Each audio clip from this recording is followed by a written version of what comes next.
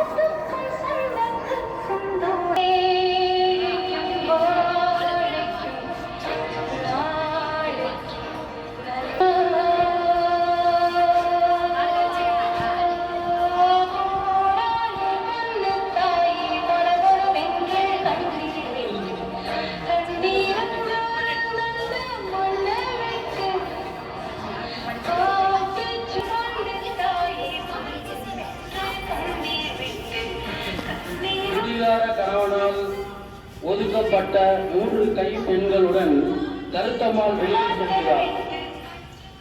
குடிகார கணவனால், போதைப் பொருளுக்கு அடிமையான கணவனால் 3வது பெண் குழந்தைகளோடு ஊரை விட்டு போகிறாள் கருத்தம்மாள்.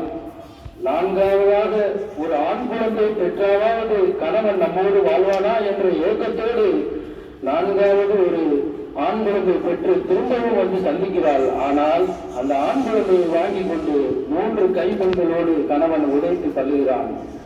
இருந்து போகாமல் காலவாசலில் வேலை பார்த்து குழந்தை தொழிலாளர்களிடமிருந்து மீட்டெடுத்த அந்த ஆசிரியருக்கு நன்றி சொல்லி அந்த 3 குழந்தைகளும் ஒருத்தர் டாக்டராகவும் ஒருத்தர் வக்கீலாகவும் இருந்து வளர்கிறார்கள்.